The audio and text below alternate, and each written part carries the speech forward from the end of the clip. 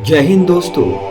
अक्सर हम सभी बचाने के चक्कर में अपने जीवन का बहुत ही महत्वपूर्ण चीज़ों को गंवा देते हैं और इसे समझाने के लिए मैं एक छोटा सा कहानी आप सभी के समक्ष रख रहा हूँ। कृपया ध्यान देंगे। एक गृह प्रवेश की पूजा में मैं गया था और पंडित जी पूजा करा रहे थे। पंडित जी ने सबको हवन में शामिल होने के लिए आमंत्रण किया। सबके सामने हवन सामग्री रख दी गई। पंडित जी मंत्र पढ़ते गए और कहते गए स्वाहा। लोग चुटकियों से हवन सामग्री लेकर अग्नि में डाल देते। घर का मालिक को स्वाहा कहते ही वे भी अग्नि में घी डालने की जिम्मेदारी लेते गए। हर व्यक्ति थोड़ा थोड़ा सामग्री डालता और इस आशंका से कि कहीं हवन खत्म होने से पहले ही सामग्री खत्म न हो जाए। घर के मालिक का भी यही हाल था। वह भी बूंद बूंद करके घी हवन कुंड में डाल रहे थे। उनके मन में भी डर यह बैठ गया था कि कहीं घी खत्म न हो जाए। मंत्रोच्चार चलता रहा, स्वाहा होता रहा और पूजा पूरी हो गई। पर सबके पास बहुत सी हवन सामग्री बची रह गई। घी तो आधा से भी कम इस्तेमाल हुआ था। हवन पूरा होने के बाद पंडित जी ने कहा कि आप लोगों के पास जितनी हवन की सामग्री बची हुई है, कृपया करके आप सभी उसे अग्नि में डाल दें। घर के मालिक ने भी अपने अंश का बचा घी कुंड में डाल दिया। एक साथ बहुत सी हवन सामग्री डालने के पश्चात पूरा घर धुएं से भर गया।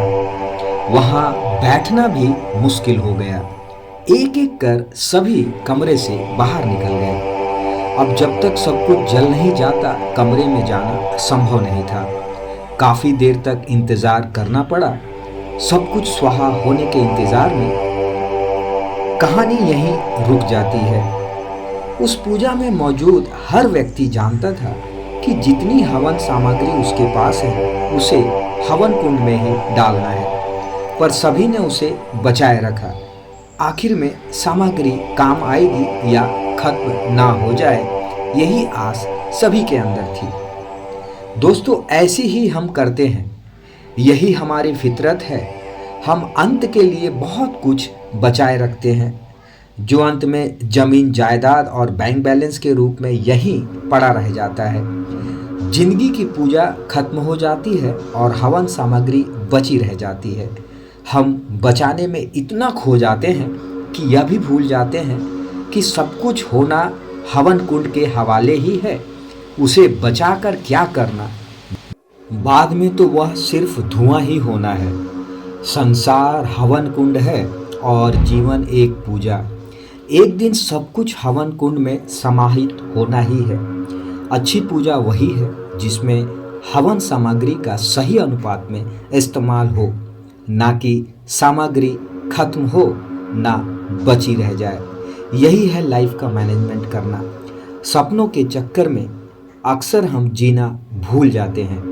आखिर में यह मायने रखता है कि हमने जिंदगी में कितनी सांसें ली, बल्कि यह मायने रखता है कि हमने उन सांसों में कितनी जिंदगी को जिया।